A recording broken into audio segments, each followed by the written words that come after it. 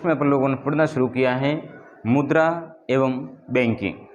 मुद्रा क्या होता है उसके बारे में अपन लोग अध्ययन कल कर चुके हैं। मुद्रा की परिभाषा क्या है वो भी मैंने आपको बता दी थी, और मुद्रा की मीनिंग क्या होती है वो भी मैंने आपको बता दी थी।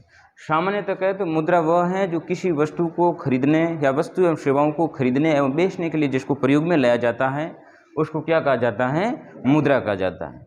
इसके अंदर एक अपने परिभाषा पढ़ी थी, किनकी थी, विदर्श की थी, हार्टले विदर्श। उसने कहा था कि मुद्रा वह है जो मुद्रा का कार्य करती है, ये परिभाषा दी थी विदर्श ने। उनके बाद में एक और अर्थशास्त्री हुए हैं प्रोफेसर नेफ। प्रोफेसर नेफ ने कहा था कि वह वस्तु मुद्रा है जो राज्य द्वारा घोषित की गई हो, अर्थात जो राज्य ने जिस वस्तु को क्या कर दिया है, घोषित कर दिया, वैधानिक मान लिया, उसके आधार पर अपन लोग वस्तुओं का आदान प्रदान कर सकते हैं। उसके बाद में अपन लोगों ने शुरू किया था फंक्शंस ऑफ मनी। मुद्रा के प्रमुख कार्य कौन कौन से हैं, इनके अंदर अपन लोगों ने एक तो इसका डिवाइड किया था किनले ने, और एक इनको बताया था विदर्श ने। इन दोनों ने बताया था, हार्टले और किनले ने बताया था। हार्ट ने जो बताए थे वो 4 थे, और जो किनले ने बताए थे वो कितने थे, 3 थे। यहाँ तक अपन लोग बात कर चुके हैं। अब अपन लोग उसको विस्तार से बात करते हैं मुद्रा के कार्य की। मुद्रा के कार्य, मुद्रा के कौन कौन से कार्य हैं। फंक्शन ऑफ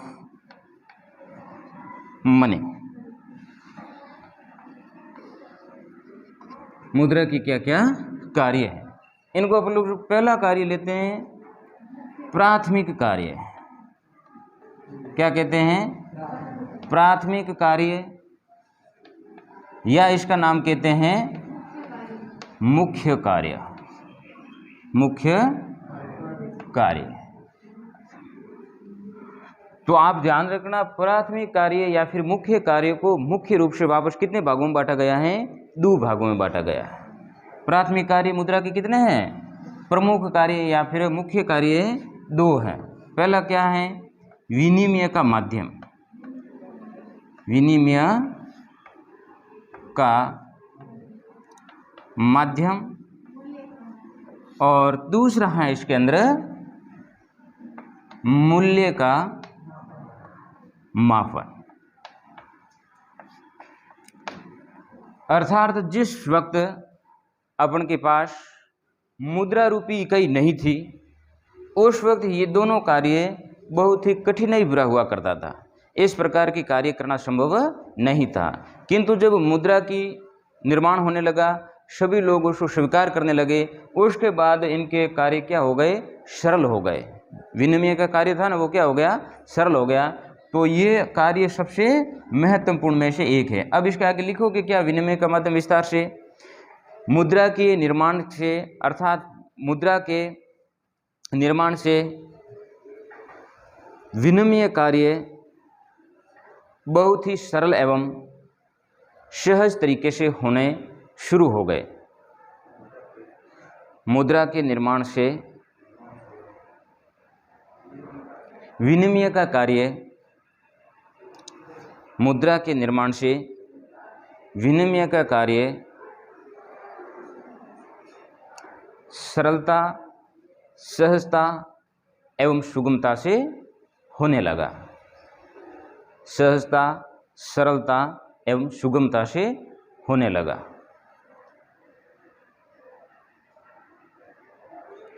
फिर आगे लिखोगे इसके माध्यम से, इसके का मतलब मुद्रा के माध्यम से, इसके माध्यम से वस्तु एवं सेवाओं का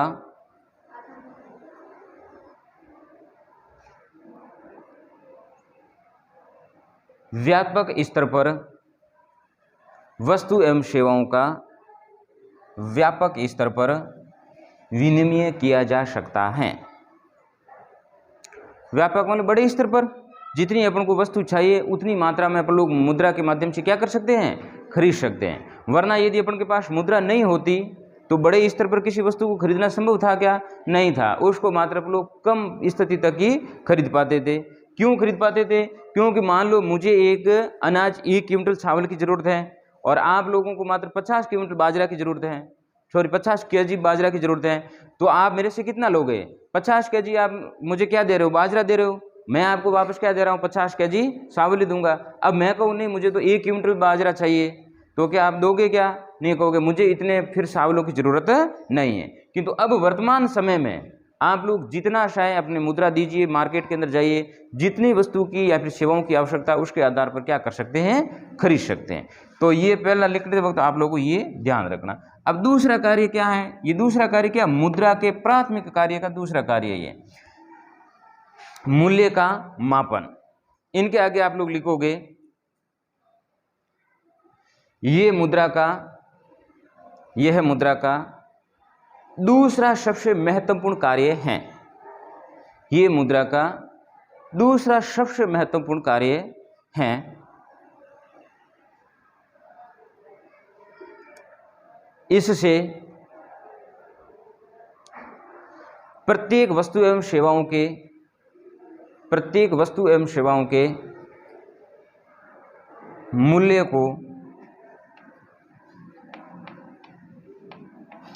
मूल्य को सहजता से आंका जा सकता है।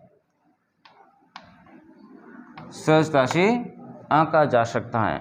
आंका जाने का समझ गए ना आप लोग? कहने का मतलब युवा आप लोग कह सकते हो कि ये मुद्रा कितने की, सॉरी ये वस्तु कितने की है, ये सेवाएं आपकी कितने की। अर्थात इस मुद्रा का ये दूसरा प्रमुख कार्य है कि जो भी वस्तु एवं सेवाओं का मूल्य है उसको क्या कर सकते हैं हम लोग?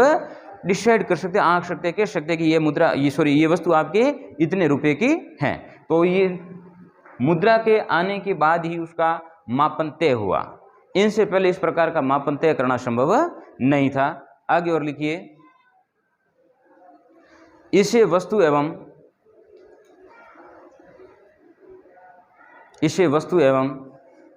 सेवाओं का क्रय विक्रय बहुत ही सरलता या सुगमता से होने लगा।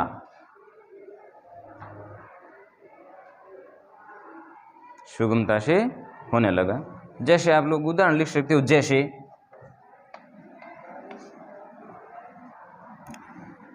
3,000 रुपये 1 क्विंटल बाजरा, 25 रुपये लीटर दूध।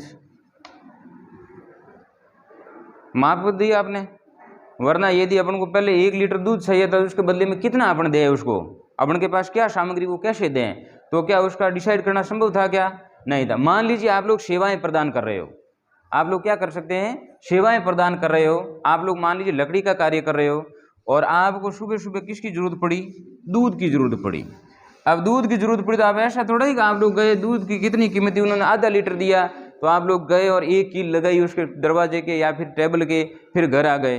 तो 1 कील लगाने से उसका कोई काम हुआ क्या? उनके भी कोई काम का नहीं रहा। और आपको फिर 1 कील के बदले आपको किसी प्रकार का आपको वस्तु एवं सेवाएं प्रदान नहीं की जाएगी। ये थे अपन के मुद्रा के प्रमुख कार्य। अगली अपन लोग बात करते हैं अपन लोग इसके गौण कार्य अर्थात सहायक कार्य। अगला अपन लोग बात करते हैं मुद्रा के सहायक या इसको क्या कह सकते हैं? गौण कार्य।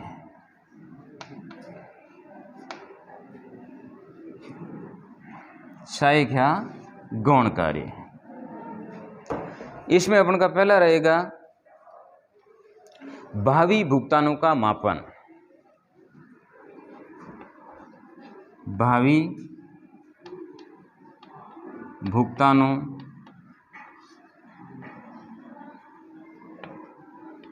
का माफ, भावी भुगतानों का माफ। अर्थात कहने का ये हुआ कि अपन लोग मुद्रा के आने के बाद ही कोई वस्तु क्या कर सकते हैं, उधार ला सकते हैं। इनसे पहले किसी वस्तु को उधार लाना संभव नहीं था, है ना। तो इसके आगे लिखिए आप डैश करके, मुद्रा के कारण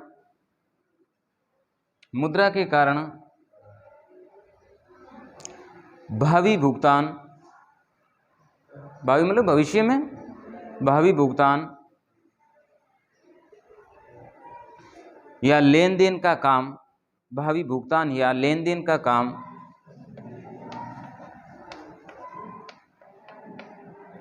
या कार्य बहुत सरल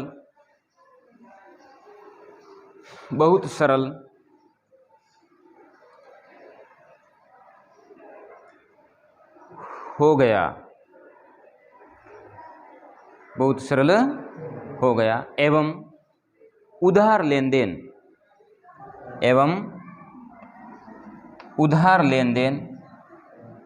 भी सरल हो गया,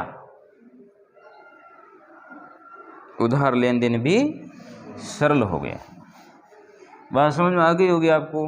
भावी भुगतान का मतलब भविष्य के अंदर किसी वस्तु अपन लोगों ने ले आए, उसका अपन लोग काफ़ी बार कहते हैं कि आप लोगों का पेमेंट हम लोग 10 दिन के बाद, 2 महीने के बाद, 1 साल के बाद क्या कर देंगे, तो क्या कर देगा, अपन को आराम से वस्तु दे देगा। मान लो उस वक्त मुद्रा अपन के पास नहीं थी, तो क्या उनको क्या आ सकता है कि भाई 1 साल के बाद आपको क्या कर देंगे, इसका भुगतान कर देंगे, ऐसा होना संभव नहीं था। दूसरा शाही कार्य में आप आगे लिखिए, संचय में सहायक,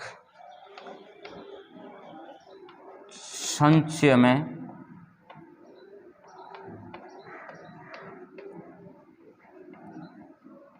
सहायक। संचय समझ गए, संचय का मतलब क्या होता है, बचत करना। तो इसके आगे डैश करके लिखिए, मुद्रा अपेक्षाकृत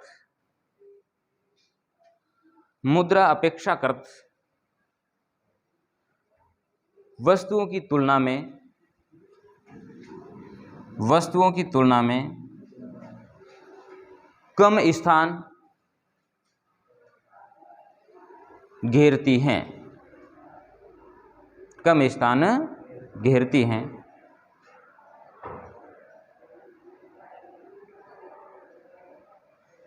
इस कारण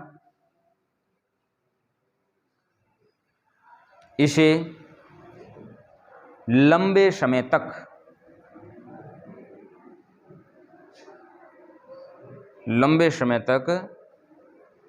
स्टॉक या बचत सरलता से की जा सकती हैं। बचत या स्टॉक, इसको क्या किया जा सकता है, सरलता से किया जा सकता है। बात समझ गए होंगे। मान लो उदाहरण के तौर पर इस वर्ष 2024 के अंदर अपन के पास बाजरा का उत्पादन या मूंग का उत्पादन कितना हो गया, 100 क्विंटल हो गया। कितना हो गया, 100 क्विंटल हो गया। अब 100 क्विंटल का उपभोग इस वक्त करना संभव नहीं है, इनको लंबे समय तक रखेंगे। तो अब इसका क्या करेंगे, अब वर्तमान के अंदर अपन के पास मुद्रा है, तो इसको 100 क्विंटल के अंदर 1 क्विंटल अपन के घर रखा, बाकी वालों को क्या करके ट्रैक्टर पर या फिर और किसी पर परिवहन पर लाद करके मार्केट ले गए, और मार्केट के अंदर जाके इसको क्या कर दिया, बेच दिया। बेचने से आपको क्या प्राप्त हो गया, मुद्रा। मान लो ये 100 क्विंटल गेहूँ है, मूंग है, जो भी है, वो बेच करके आपको कितने पैसे प्राप्त हुआ, 1 लाख रुपए। अब इस 1 लाख रुपए इसकी क्या करेगा, स्थान बिल्कुल कम गिरेगा। अब ये थोड़ा है कि पूरा ऐसा हॉल चाहिए इनके लिए, मात्र एक सूटकेस के अंदर बंद करके उस पर लॉक लगा के क्या कर दोगे, रख दोगे। फिर आपको मात्र शाम को सोते हो तब आपके गर्दन के पास लेकर के सो जाओ उसको। चोरी का कोई भय है क्या, नहीं है। दीमक उसको काट सकती है क्या, नहीं काट सकती। उसको आसानी से कोई लेके जाना भी संभव नहीं है। या फिर वर्तमान समय में क्या बैंकिंग सिस्टम है, आप लोग 1 लाख रुपए ले गए और मैनेजर साहब से कहा कि ये पैसे हैं आप अंदर रख दो, तो वो क्या कर देगा, रख देगा। आप आराम से घर आके सो जाओ बड़ी नींद से। अब आपको पता लगा कि मुझे इसको 2 साल के बाद ज़रूरत है, बैंक के अंदर गए, आप लोगों ने पासबुक या चेक दिया और आपके पैसे क्या हो जाएंगे, मिल जाएंगे। मान लो उस वक्त ये सिस्टम नहीं था, मुद्रा का नहीं होता, तो 100 क्विंटल गेहूँ अपन को एक स्टॉक के अंदर बड़े क्षेत्र में रखना होता, फिर उसमें से कुछ चूहे खाते, कुछ उसमें से दीमक लग जाती और कुछ उसमें से कोई आ जाता मांगने वाला, उनको भी देना पड़ता। तो धीरे धीरे उसमें से क्या होती, कमी होती। किंतु मुद्रा में क्या हुई, ब्याज जुड़ करके वृद्धि हुई है। तो ये इसका क्या है, दूसरा कार्य था, संचय में सहायक है। तीसरा कार्य इसमें लिखो, हस्तांतरण में सहायक। तीसरा क्या लिख दो, हस्तांतरण में सहायक।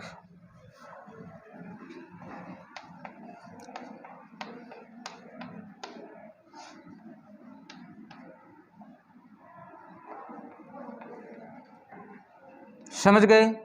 इनके आगे आप क्या लिखोगे, मुद्रा से, इसके आगे डैश करके लिखो,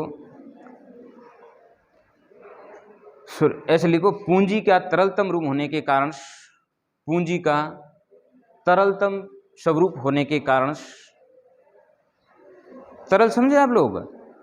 पूंजी, पूंजी तो देखो मेरे पास में खेत है, वो भी मेरी क्या है, पूंजी है। मेरे पास में ट्रैक्टर है, वो भी क्या है, पूंजी है।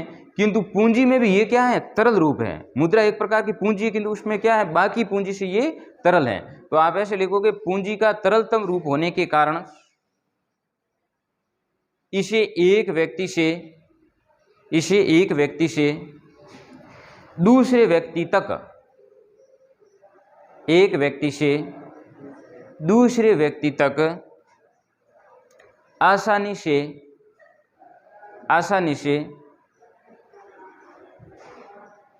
या फिर सरलता से हस्तांतरित कर सकते हैं, हस्तांतरित कर सकते हैं। ये क्या था, मुद्रा। मैंने ये कहा है कि हस्तांतरण में ये क्या है, सहायक है। पूंजी का ये तरलतम स्वरूप होने के कारण इसे आसानी से एक व्यक्ति से दूसरे व्यक्ति तक हस्तांतरित किया जा सकता है। ये बात मैंने आपको इसमें बताई है। हस्तांतरण में समझते हो, जैसे कि आप लोग किसी व्यक्ति के पैसे मांग रहे हो, तो वो क्या करेगा, आसानी से दे देगा। आप 10,000 मांग रहे हो, तो 10,000 क्या करेगा, पेज के रूप या किस में होगा, कागजी मुद्रा के रूप में होगा या शेयर के रूप में होगा, आसानी से क्या कर सकता है, दे सकते हैं। मान लो आपने कहा कि नहीं, मेरा भाई तो हैदराबाद बैठा, पैसे उनको वहाँ जरूरत है, तो आप लोग क्या करोगे, बैंक के माध्यम से या फिर आप लोग ऑनलाइन सिस्टम के माध्यम से आप लोग मात्र कुछ ही सेकंडों के अंदर वो पैसे वहाँ तक पहुँच जाएंगे।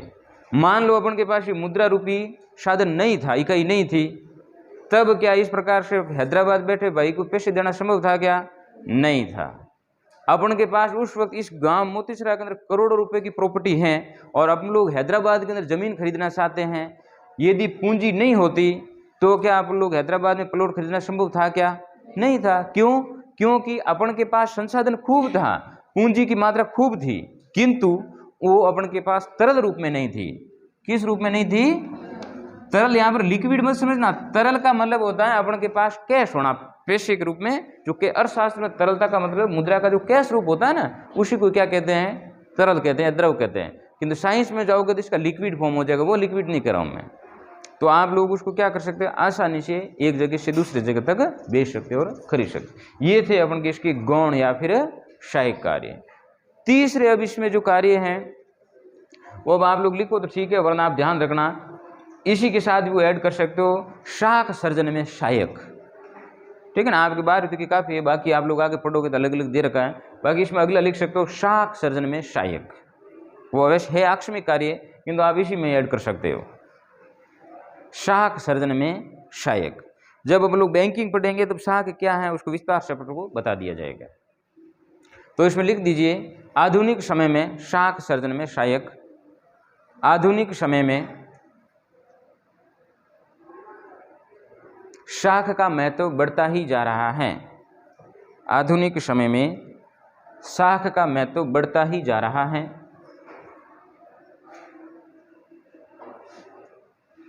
और इस शाख का आधार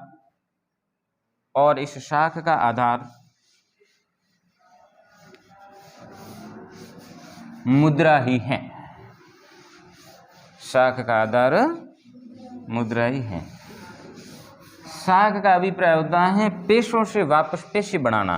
अभी कुछ जादू से नहीं बन रहे, ठीक है ना। पैसों से पैसे बनाने का मतलब हुआ, आप लोग बैंक में गए, बैंक में आप लोगों ने 1000 रुपये जमा करवाए, अब बैंक ने आपके अकाउंट में लिख दिया 1000 रुपये, वापस उसने क्या दिया, ऋण के रूप में दिया। तो अब देखो उसके ऋण के ऊपर दिया तो उसको क्या प्राप्त होगा, ब्याज प्राप्त होगा। अब आप जो सेविंग अकाउंट में पैसे जमा करा उसका तो ब्याज मान लो उदाहरण के तौर पर 2% है, और उस बैंक ने जो ऋण दिया है वो होगा 10%, तो 8% उस बैंक की क्या हो जाएगी, आमदनी हो जाएगी। इसी प्रक्रिया को क्या कहते हैं, शाख सर्जन की प्रक्रिया। इसको आप लोग अगले जो बैंकिंग पढ़ेंगे उस वक्त इसको विस्तार से बात करेंगे इस पर। ये थे अपन के मुद्रा के प्रमुख कार्य। अब आपके अध्याय में है वस्तु विनिमय प्रणाली, और क्या लिख रखा है आपके किताब के अंदर, वस्तु विनिमय प्रणाली, बार्टर सिस्टम। तो अब अपन लोग बात करते हैं शुरू वस्तु विनिमय प्रणाली। वस्तु विनिमय प्रणाली इनको कहते हैं बार्टर सिस्टम।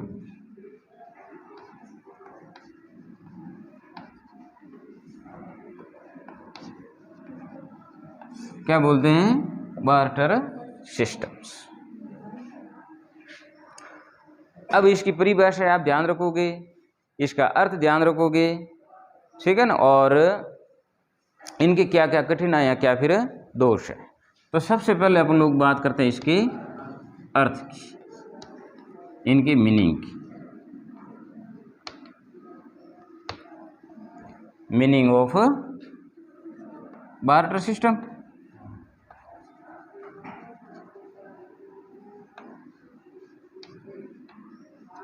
बार्टर सिस्टम होता क्या है, तो आप कल्पना कीजिए कि आप लोग उस जमाने के लोग हैं जिस वक्त किसी भी प्रकार की मुद्रा रूपी इकाई अपन के इस बाजार के अंदर चलन में विद्यमान नहीं थी। उस प्रकार जो भी अपन को वस्तुएं खरीदनी है या फिर जो भी वस्तुएं अपन को क्या करनी है, बेचनी है, तो उस प्रक्रिया को ही अपन लोग क्या कहेंगे, वस्तु विनिमय प्रणाली। अर्थात जिस व्यक्ति को जिस वस्तु की जरूरत है तो उस व्यक्ति को दूसरी वस्तु की जिनको जरूरत है उस वस्तु के लिए व्यक्ति को क्या करना होगा, ढूंढना होगा। ढूंढ करके वो क्या करेगा, फिर उस वस्तु को उस व्यक्ति को देगा और वो व्यक्ति वो वस्तु उनको दे देगा। ये जो प्रक्रिया होती है वस्तुओं का लेन देन, वस्तुओं का आदान प्रदान, इसी प्रक्रिया को क्या कहते हैं, वस्तु विनिमय प्रणाली के नाम से जाना जाता है। अब इसका लिखो अर्थ, मैं बोल रहा हूं आप लिख दो। मुद्रा के बिना, इसका मैं अर्थ लिखवा रहा हूं, मुद्रा के बिना वस्तु विनिमय प्रणाली का अर्थ, मुद्रा के बिना वस्तु एवं सेवाओं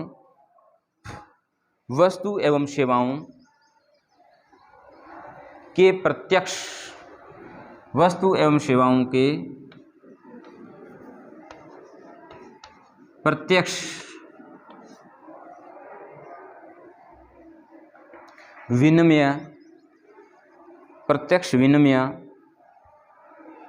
या आदान प्रदान, विनिमय या फिर आदान प्रदान, आदान प्रदान अथवा लेन देन को वस्तु विनिमय प्रणाली कहते हैं। मैंने क्या कहा, मुद्रा के बिना वस्तु एवं सेवाओं का प्रत्यक्ष विनिमय, आदान प्रदान या लेन देन की प्रक्रिया को वस्तु विनिमय प्रणाली कहते हैं।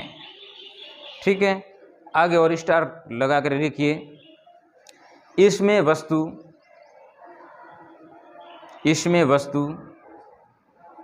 के बदले वस्तु, इसमें वस्तु के बदले वस्तु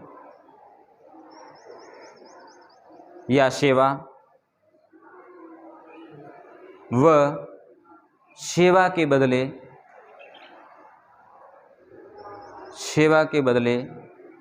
सेवा या वस्तु, सेवा या वस्तु प्राप्त की जाती हैं, प्राप्त की जाती हैं। समझ गए बात? देखो दूसरी लाइन मैंने क्या लिखा है, वस्तु के बदले वस्तु या सेवा, या फिर सेवा के बदले सेवा या वस्तु प्राप्त की जा सकती है, उस प्रणाली को क्या कहते हैं, वस्तु विनिमय प्रणाली। देखो मान लीजिए कोई व्यक्ति किसान है, तो किसान क्या देगा, अनाज देगा, और अनाज के बदले उसको मान लो जूते चाहिए, या फिर उसको कपड़े चाहिए, या फिर उसको कुछ खाने पीने की अन्य वस्तुएं चाहिए, तो वो क्या कर सकता है, खरीद सकता है। तो उन वस्तु के उसने क्या दिया, किसान ने बाजरा दिया होगा, मूंग है, मोट है, तिलहन, जो भी दिया होगा अगले वाले को, उसने उसके बदले क्या दे दी, वापस वस्तु दे दी। अब मान लीजिए कोई अध्यापक है, अब अध्यापक के पास तो देने के लिए क्या है, सेवा के अलावा कुछ नहीं है, और अध्यापक को खाने के लिए चाहिए। तो मान लीजिए अध्यापक को बाजरा की जरूरत है, तो वो क्या करेगा, जो किसान के जो बेटा या बेटी हैं उनको क्या करेगा, ट्यूशन देगा, या फिर उसको शिक्षा प्रदान करेगा। इस प्रक्रिया को क्या कहेंगे, सेवा कहेंगे। और ये सेवा प्रदान करके क्या कर सकता है, वो वस्तुएं प्राप्त कर सकते हैं। तो मैंने यही लिखा है, या तो आप वस्तु के बदले सेवा खरीदोगे, या फिर वस्तु खरीद लोगे, या फिर आप सेवा के बदले क्या कर दोगे, वस्तु या फिर सेवा प्राप्त कर सकते हो। मान लो कोई एक डॉक्टर है, एक मास्टर है, अब दोनों के पास देने के लिए कुछ नहीं है, कुछ देने के लिए। डॉक्टर कहेगा कि हाँ कल जुकाम लगने की संभावना सर, हम आपके एक टीका लगवा देंगे, आप मेरे बेटे को पढ़ा दो। तो मास्टर क्या करेगा, उसको पढ़ाते रहेगा, 3 महीने तक पढ़ाएगा, उसका मान लो 3000 रुपये हुए फीस के रूप में, और एक दिन बुखार आएगा मास्टर को, डायरेक्ट एक इंजेक्शन 500 का, 3 दिन 3 इंजेक्शन लगवाएंगे, 1500 रुपये गए, ले लेगा डॉक्टर, और कहेगा सर और भी कभी कभी बीमार पड़ोगे तो आ जाना, हम आपका क्या कर देंगे, ट्रीटमेंट कर देंगे। तो सेवा के बदले क्या प्राप्त हो गई, सेवा। इसी प्रक्रिया को क्या कहते हैं, वस्तु विनिमय प्रणाली। आगे और लिख दीजिए, जैसे उदाहरण लिख दीजिए, जैसे बुनकर को कपड़े के बदले, बुनकर कपड़े के बदले, बुनकर कपड़े के बदले अनाज लेता है, अनाज लेता है, किसान से लेगा अनाज पे। और आगे आप लोग लिख दो, एक सेवा देने वाला अध्यापक, एक सेवा देने वाला अध्यापक मकान मालिक को किराए के रूप में उसके बच्चे को ट्यूशन देता है। ये मैंने मेरे हिसाब से उदाहरण लिखा है, आप अपने हिसाब से लिख देना। बात समझ गए। अध्यापक क्या करेगा, एक मकान किराए के बदले मकान मालिक के बच्चे को ट्यूशन प्रदान करना। ये प्रक्रिया थी अपन के वस्तु विनिमय प्रणाली की, वस्तु विनिमय प्रणाली की। अब अपन लोग बात करते हैं वस्तु विनिमय प्रणाली, वस्तु विनिमय प्रणाली की आवश्यक दशाएं। क्या बता रहा हूं मैं आपको, वस्तु विनिमय प्रणाली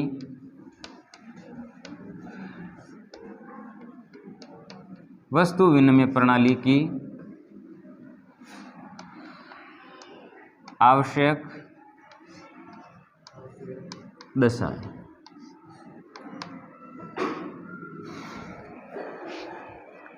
कहने का मतलब ये हुआ कि वस्तु विनिमय प्रणाली की प्रमुख आदर्श दशाएं क्या क्या होती हैं।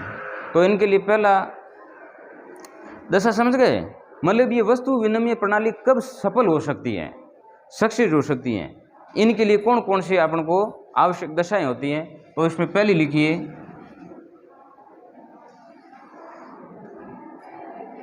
पहली दशा लिखिए इसकी, सीमित आवश्यकताएं, सीमित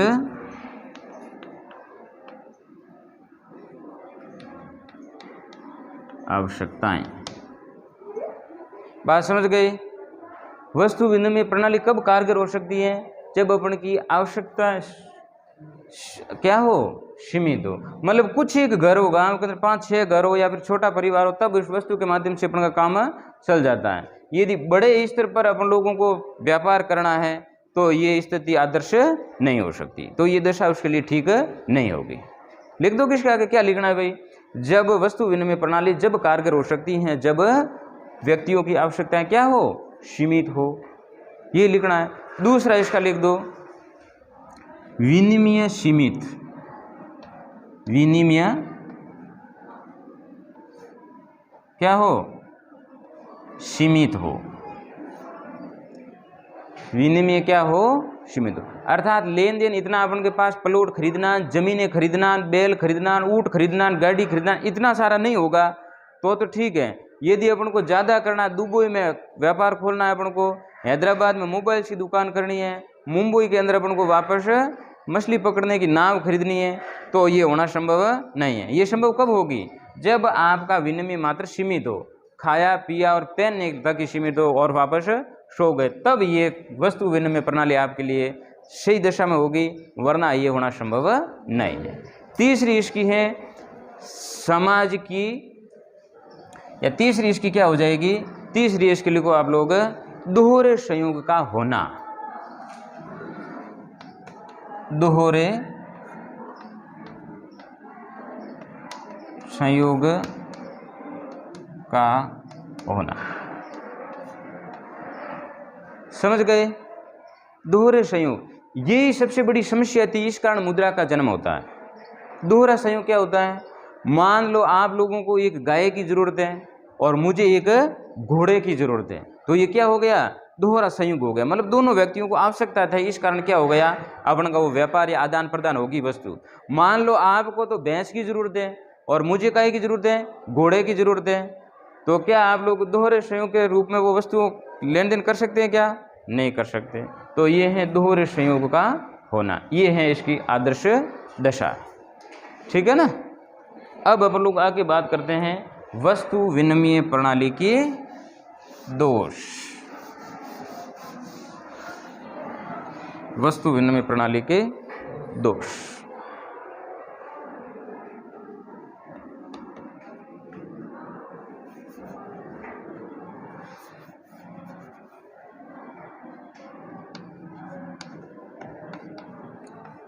दोष, लिमिटेशन ऑफ बार्टर सिस्टम्स। इसमें पहला लिखो आप लोग दोहरे संयोग का अभाव। दोहरे संयोग का अभाव। पहला दोष क्या लिख दोगे, दोहरे संयोग का अभाव। अब इसको विस्तार से अपना आप तरीके से लिखोगे, क्या लिखोगे, जब किसी वस्तु के लिए दोनों व्यक्तियों को उस वस्तु की आवश्यकता होगी, तब जाकर के वस्तु विनिमय प्रणाली संभव है, वरना ये प्रक्रिया संभव नहीं है। अब दूसरा लिख दो इनका वस्तु दोहरे संयोग का अभाव, इनके आगे लिखो जब किसी वस्तु के लिए दो व्यक्तियों का होना जरूरी है।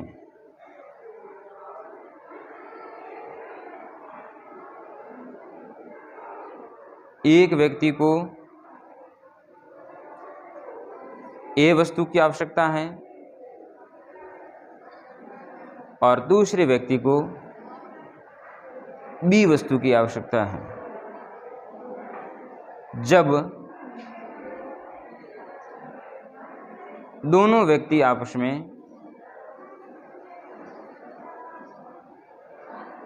वस्तुओं का लेन देन करना चाहते हैं, तो वस्तु विनिमय प्रणाली संभव है। और यदि बड़े समाज में इस प्रकार की दो व्यक्तियों को ढूंढने में समय अधिक लगेगा, मतलब ये आप लोग ये शब्द आपको समझ में आना चाहिए, फिर इनकी कोई प्रॉपर कोई परिभाषाएं होती नहीं है। दोहरे संयोग में आप लोग उदाहरण से ऐसे देख लो, भाई मुझे पेन की जरूरत है, आपको पेंसिल की जरूरत है, ठीक है ना, तो मेरे पास पेन होगा, मैं आपको देना चाहूँगा और उसके बदले आप मुझे पेंसिल दोगे, और इनका आपको यदि अभाव है तो ये प्रक्रिया करना संभव नहीं है। दूसरा लिख दो आप लोग वस्तु विभाजन।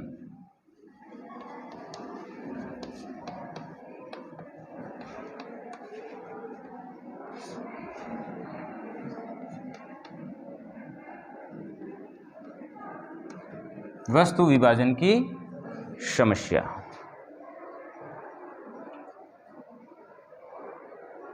ठीक है, अब इसके अंदर लिखोगे क्या, जैसे कि कुछ वस्तुएं अविभाज्य होती हैं। अब मुझे चावल चाहिए और आपके पास गाय है, तो अब गाय को विभाजन करना संभव है क्या? अब मैं ऐसा नहीं कर सकता आधी गाय दे दो मुझे, है ना। और अब एक बकरी और एक के पास गाय है, तो अब ऐसा कैसे करें कि गाय के बदले बकरी दे दें? वो कहेंगे सर 4 बकरियां देनी होगी। मैं कहूँगा मुझे 4 बकरी रखे कौन, मुझे तो 1 बकरी की जरूरत है, आप गाय ले जाओ और मुझे 1 बकरी दे दो। तो इस प्रकार के वस्तु विभाजन का जिसमें क्या है, समस्या है, ये उनका क्या है, दूसरा प्रमुख समस्या है। तीसरी लिख दो, श्रम विभाजन असंभव।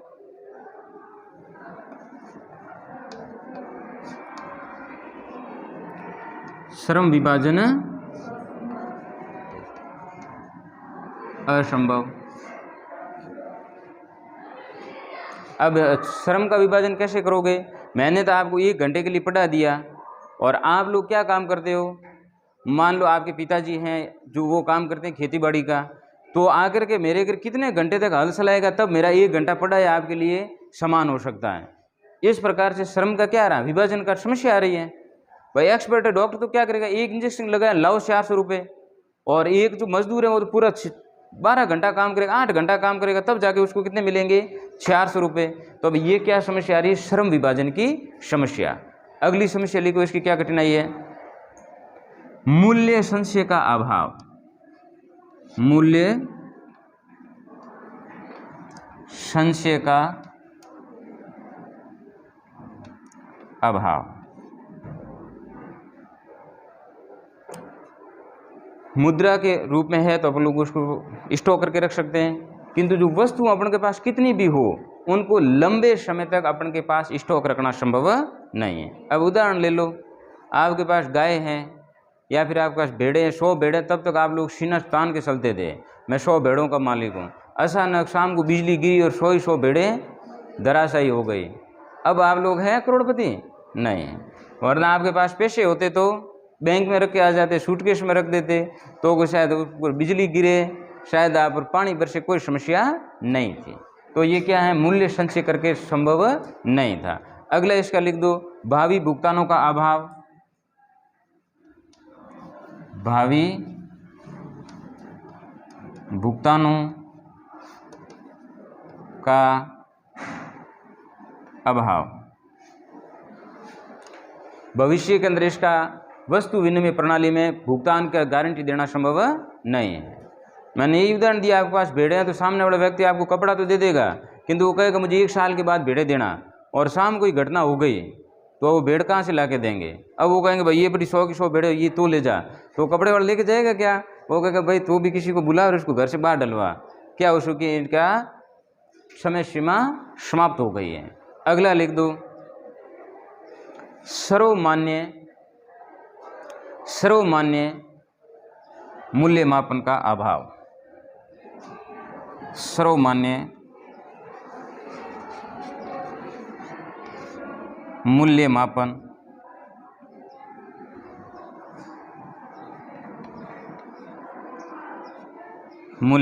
का अभाव। ये था वस्तु विनिमय प्रणाली के दोष या फिर इनकी कुछ कठिनाइयाँ रह जाएगी याद। इनको आप लोग इस प्रकार से लिखोगे तो ये अपन के दिए उत्तर बहुत ही अच्छे माने जाएंगे, डायग्राम की तरह हो गया।